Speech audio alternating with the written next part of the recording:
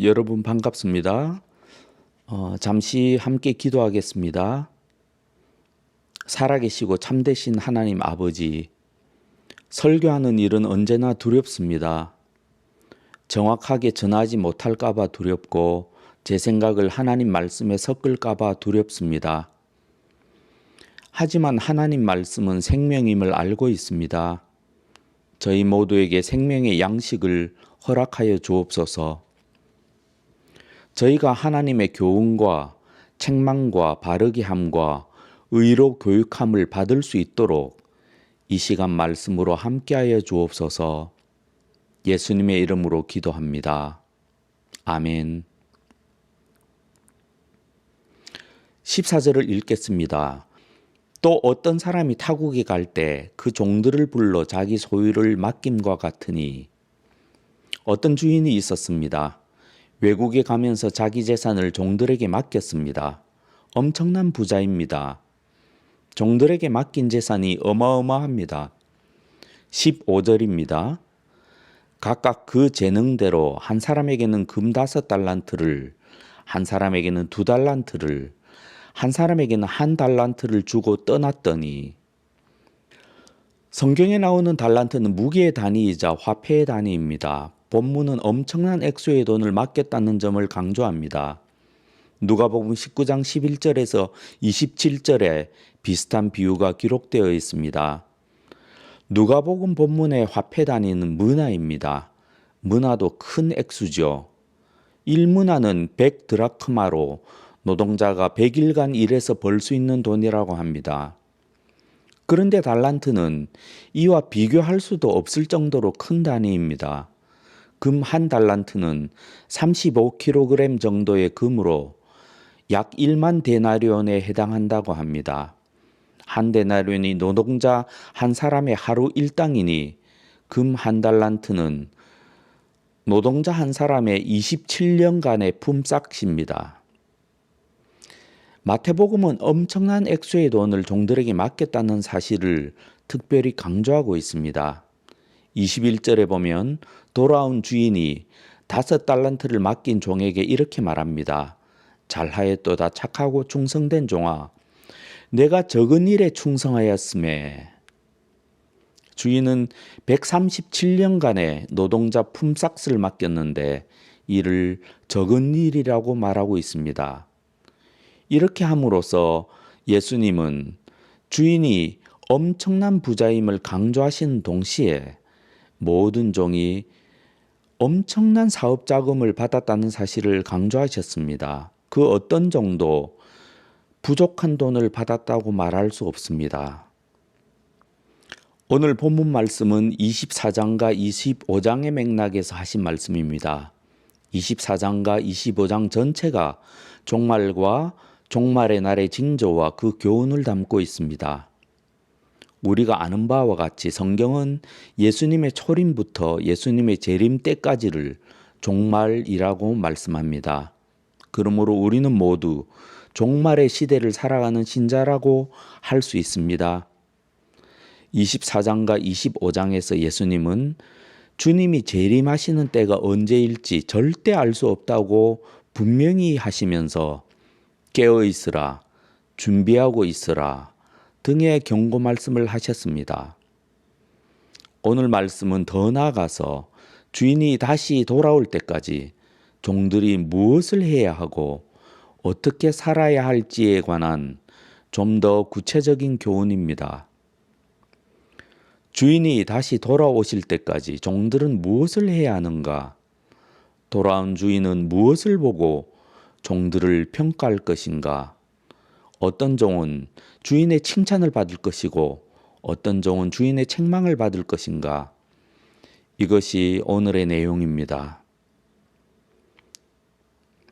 5달란트를 받은 자는 바로 가서 그것으로 장사하여 또 5달란트를 남기고 2달란트 받은 자도 그같이 하여 또 2달란트를 남겼으되 1달란트 받은 자는 가서 땅을 파고 그 주인의 돈을 감추어 두었더니 주인이 외국으로 떠나고 5달란트 받은 종과 2달란트 받은 종은 장사하여 자신들이 받은 돈만큼의 이익을 남겼습니다. 두 종을 통해 주인의 재산은 배로 늘어났습니다. 그런데 1달란트 받은 종은 땅을 파고 주인의 돈을 파묻어 두었습니다. 1달란트 받은 종이 다른 종과 다른 점은 이 종은 이익을 남기지 못했고 자신이 받은 1달란트 그대로 주인 손에 돌려드렸다는 점입니다. 당시에 돈을 땅에 묻어두는 일은 수익성은 없지만 비교적 안전한 보관 방법이었다고 합니다.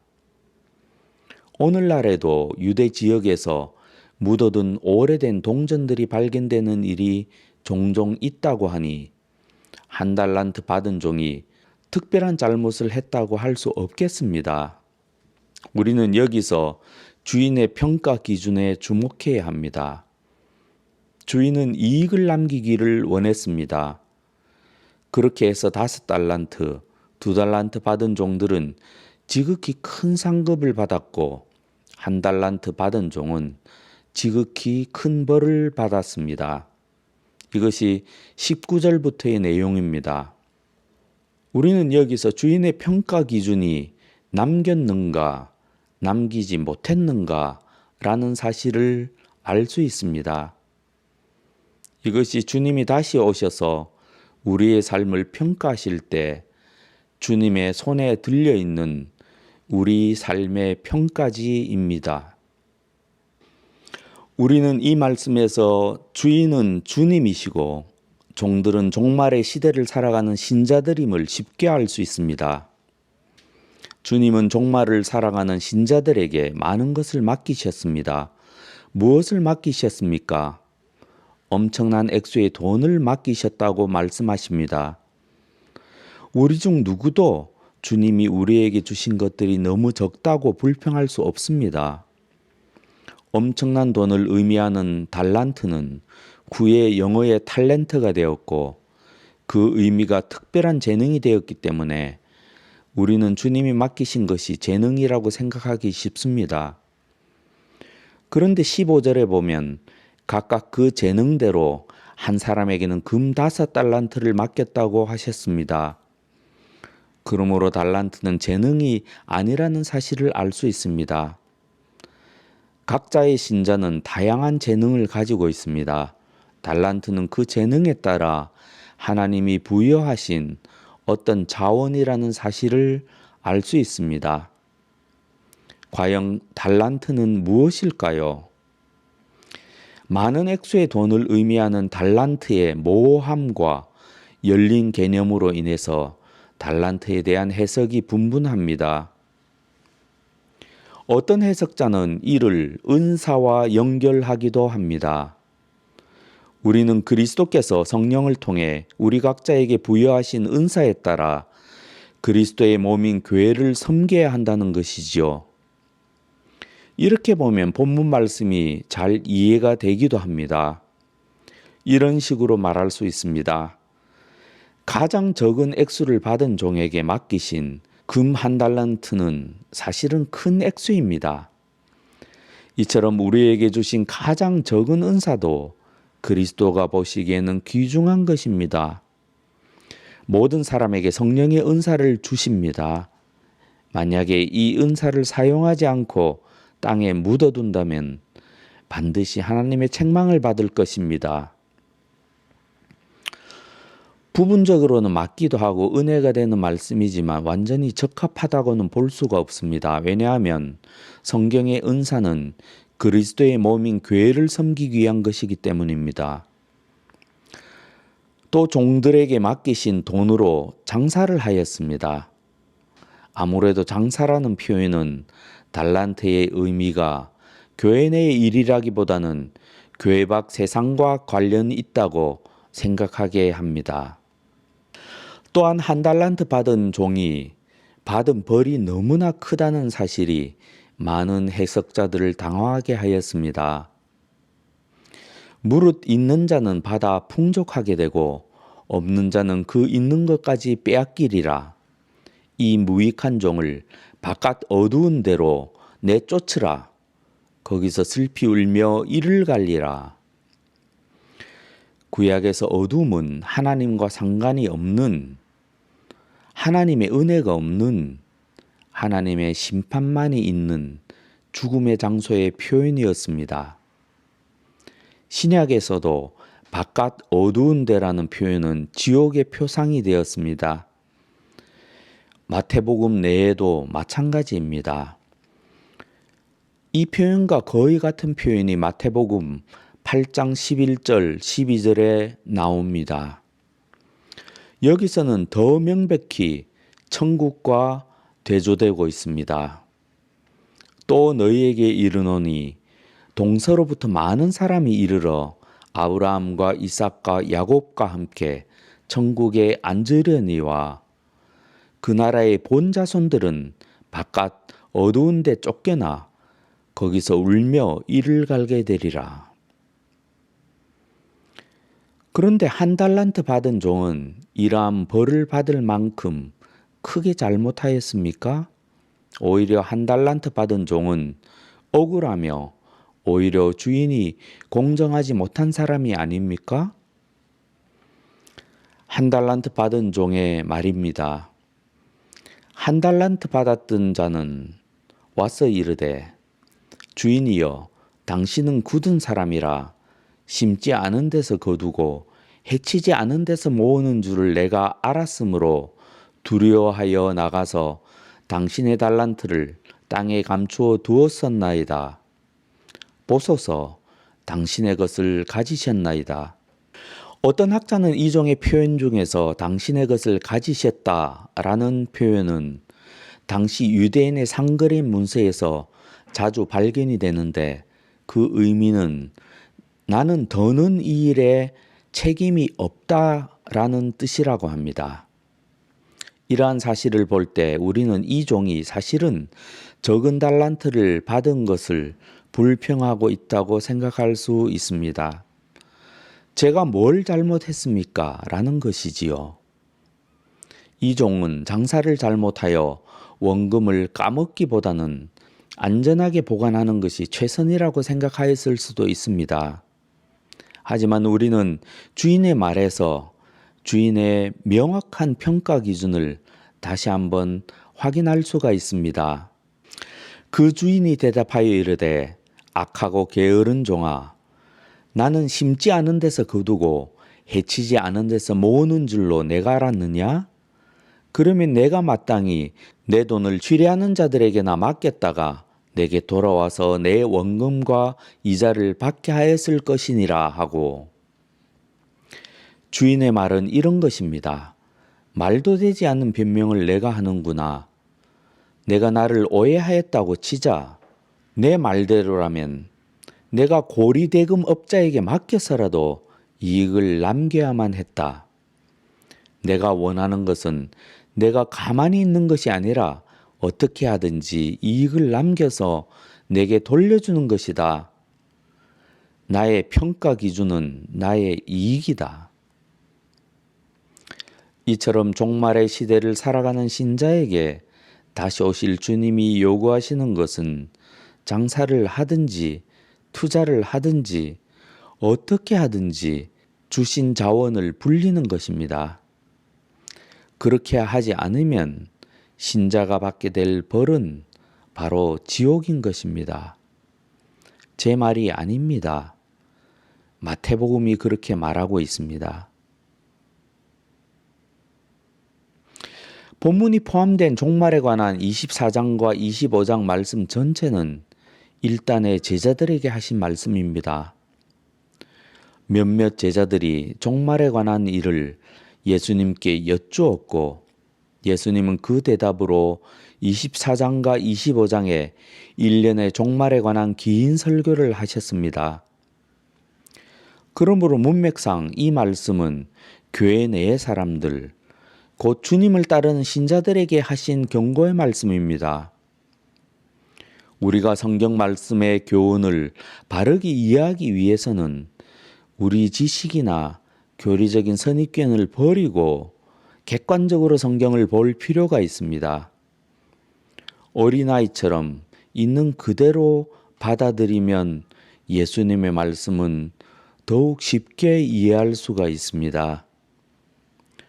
30절의 지옥에 관한 표현은 지난번 설교에서 말씀드렸던 청함을 받은 자는 많되 택함을 입은 자는 적다는 말씀에도 나옵니다.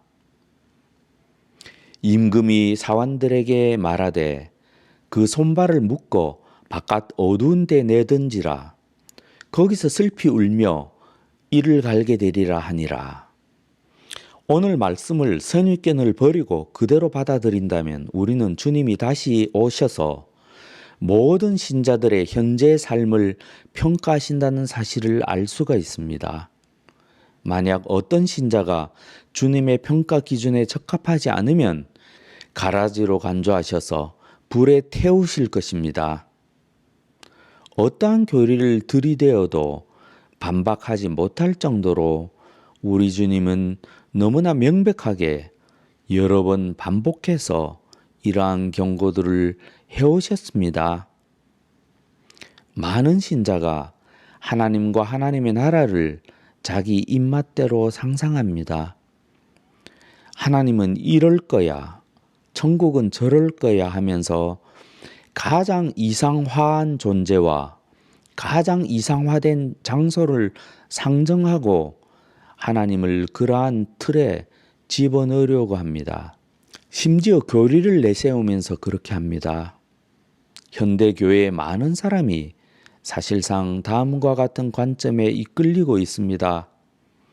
하나님은 사랑의 하나님이시니 사람을 절대로 지옥에 보내실 리가 없어 더더군다나 예수를 믿고 있는 우리들을 그렇게 하실 리가 없어. 그래서 오래전에 사랑이 이긴다라는 제목의 책이 한참 많이 팔린 적이 있었습니다. 하지만 성경에 보면 특히 마태복음을 보면 교회 내에 알곡과 가라지가 있으며 가라지는 심판날에 반드시 불에 태우실 것이라는 경고를 얼마든지 발견할 수가 있습니다. 성경에 이러한 말씀이 있는데도 어떤 설교자도 교회 내에 앉아있는 많은 사람 중에 지옥에 갈 사람이 많다는 사실을 이야기하지 않습니다. 그러니 설교를 듣고 있는 수많은 사람이 어떻게 자신을 가라지라고 생각할 수가 있겠습니까? 왜 주님이 가라지를 불태우셨습니까? 쓸모가 없기 때문입니다. 주님은 반드시 다시 오십니다. 그래서 알곡은 곳간에 들이시고 가라지들은 모아서 불에 태우실 것입니다. 왜 불태우십니까? 쓸모가 없기 때문입니다. 마지막 심판 때 이 세상에 존재하는 하늘에 계신 우리 아버지의 뜻에 합당하지 않은 모든 존재가 불태워질 것입니다. 그때 교회 내에 있는 하나님의 나라에 합당하지 않은 모든 존재들도 불태워질 것입니다. 그것이 가라지입니다. 왜 하나님이 그렇게 하십니까? 쓸모가 없기 때문입니다. 우리 하나님 아버지의 영광과 우리 하나님의 명예에 어떠한 도움도 되지 않기 때문입니다. 상상은 자유입니다. 모든 종교는 상상 위에 존재합니다. 하지만 귀가 있는 모든 신자는 성경의 계시에 귀를 기울여야 합니다. 성경은 하나님의 계시로서 교회 내 거짓 신자들에 대한 많은 이야기를 들려줍니다. 성경 말씀에 이런 이야기가 많은 이유는 종말의 시대에 하나님의 은혜로 알곡이 가라지가 되는 경우도 있으며 또한 가라지가 알곡이 되는 경우도 있을 수 있기 때문입니다. 저는 하나님이 어찌하든 가라지들을 경고하여 돌이키게 하시려는 의도를 갖고 계시다고 감히 생각해 봅니다. 종말의 시대를 살아가는 우리에게 하나님의 뼈아픈 경고는 오히려 하나님의 사랑입니다. 우리 주님께서는 우리 현재의 삶을 어떻게 보고 계실까요? 우리는 알곡입니까? 가라지입니까? 종말을 살아가는 우리 현재의 삶은 주님에게 뿐만 아니라 우리에게도 매우 중요합니다. 왜냐하면 현재 우리의 삶이 우리의 영원한 미래를 결정하게 되기 때문입니다. 주님과 함께 잔치를 즐기느냐, 아니면 바깥 어두운 데로 쫓겨나서 영원히 잔치에 참여하지 못하게 되느냐, 그 갈림길이 오늘 우리가 살아가는 삶에 의해서 결정이 됩니다. 어쩌면 우리 오늘의 삶이 결정하는 것이 아닐지도 모릅니다. 오늘의 우리의 삶 자체가 우리가 알곡인지 가라지인지를 보여주고 있는지도 모릅니다. 오늘 말씀은 더는 해석이 필요 없을 만큼 명백하다고 생각합니다. 하지만 마태복음 전체가 본문 말씀에 대한 좀 더 구체적인 정보를 제공하기에 몇 개의 관련 구절을 읽어보도록 하겠습니다. 저는 마태복음 전체는 5장부터 7장까지의 산상수훈에 관한 해석이라는 주장에 동의합니다. 산상수훈은 오늘을 살아가는 하나님 나라 백성의 삶을 너무나 구체적이고 적나라하게 묘사하고 있습니다. 예수님은 하나님과 하나님 나라의 의를 갈망하는 하나님 나라의 백성은 반드시 풍족한 보상을 받을 것이라고 말씀하셨습니다. 종말의 시대를 살아가는 알곡들의 목마름에는 반드시 보상이 있습니다. 의에 줄이고 목마른 자는 복이 있나니 그들이 배부를 것이요. 하나님과 하나님의 나라의 의가 우리의 진정한 갈망입니까?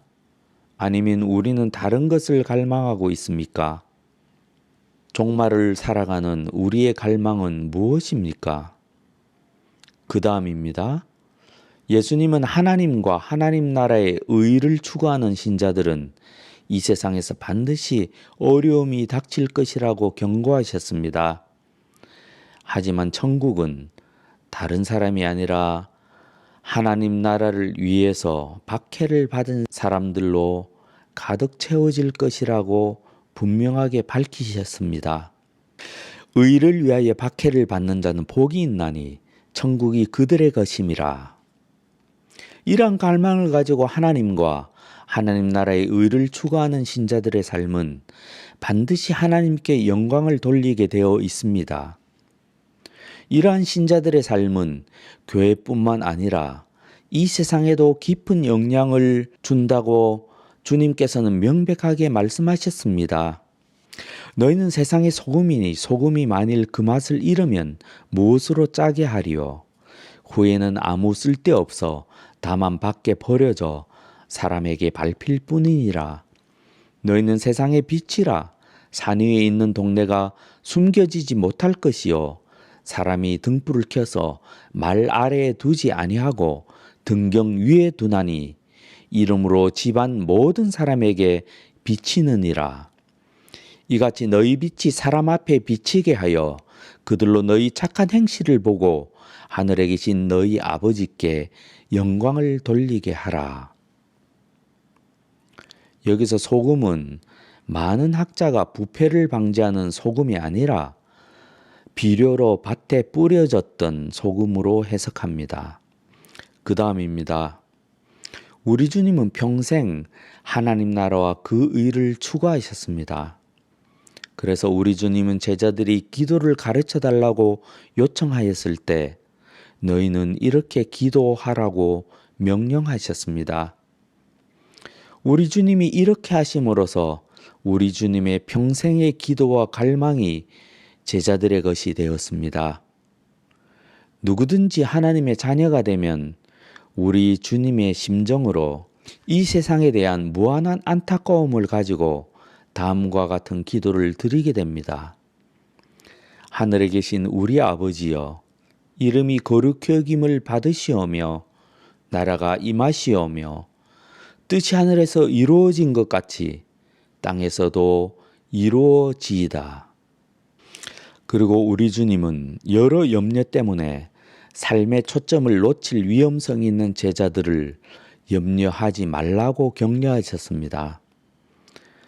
그리고 이 세상에서 하나님 나라와 그 의를 추구하는 일보다 더 중요한 일은 없다고 말씀하셨습니다. 이처럼 인생의 여러 염려는 하나님과 하나님의 의를 추구하는 데 있어서 최대의 적입니다.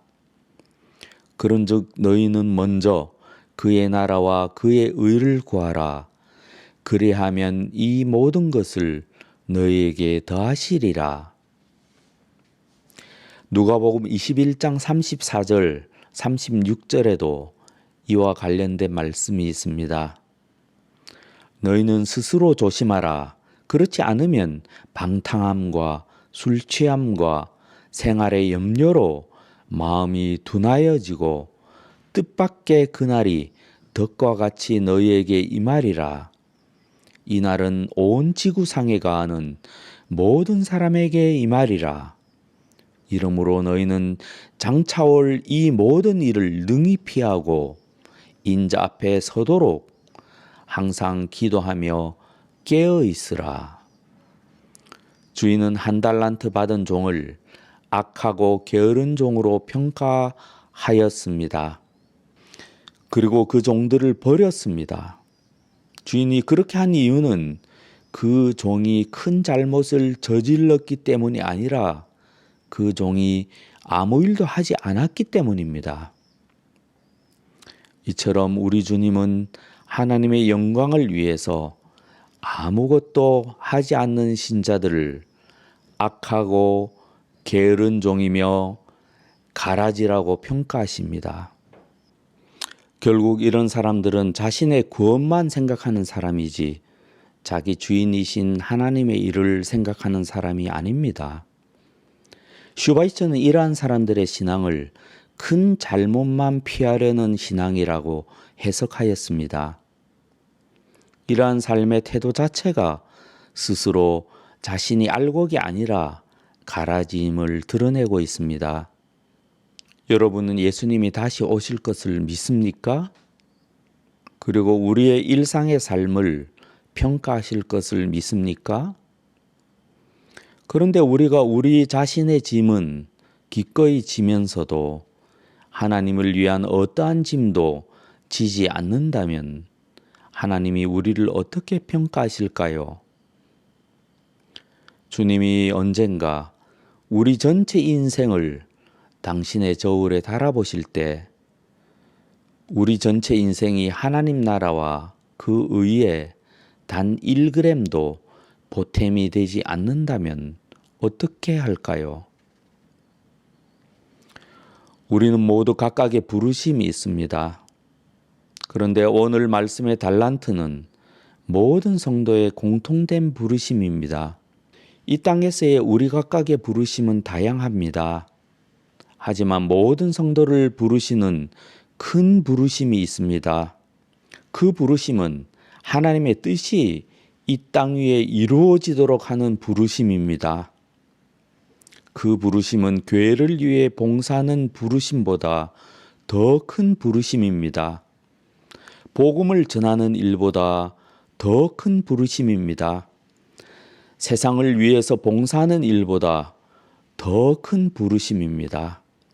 그 부르심에 응하지 않는 모든 사람을 하나님께서 불에 태우실 만큼 그 부르심은 중요한 부르심입니다.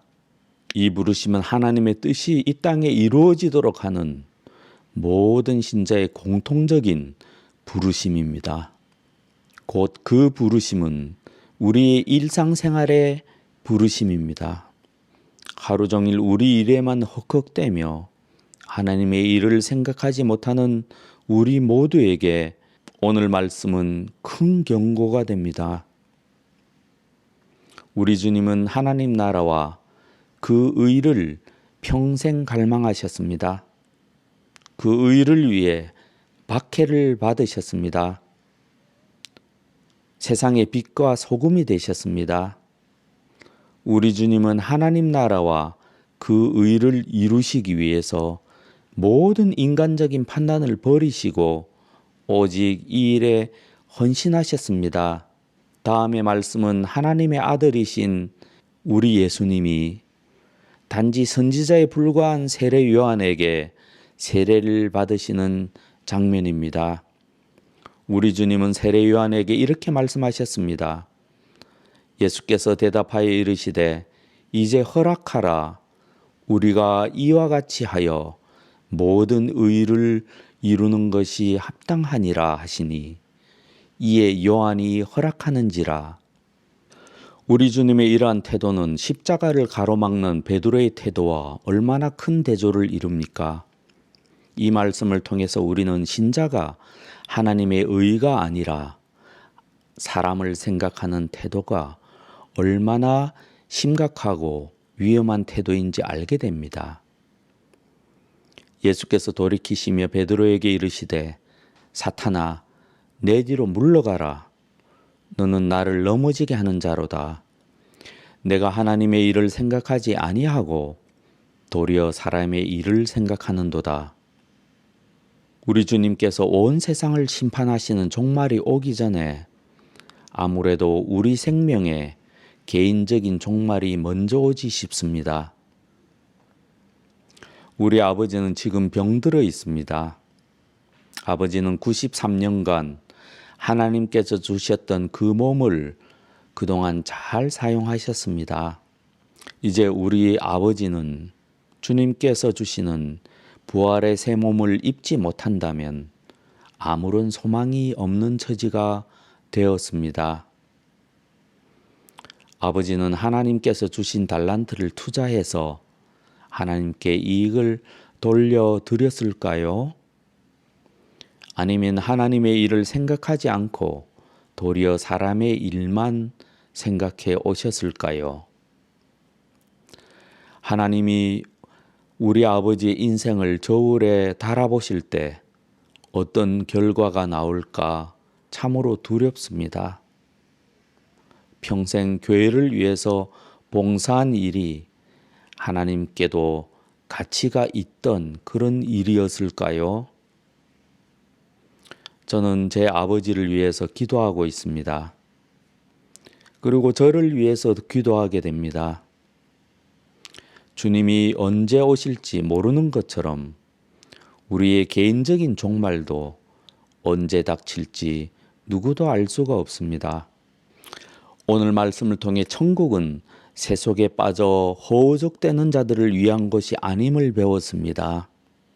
하나님이 친히 베푸시는 영광스러운 잔치에 참여하려면 우리는 지금부터라도 하나님 나라와 그 의만을 추구해야 하겠습니다. 사람의 일을 생각하지 않고 오직 하나님의 일을 생각해야 하겠습니다. 우리의 소명은 각각 다를지라도 우리는 모두 주님의 달란트를 받았습니다. 말씀을 생각하시면서 잠시 기도하시겠습니다.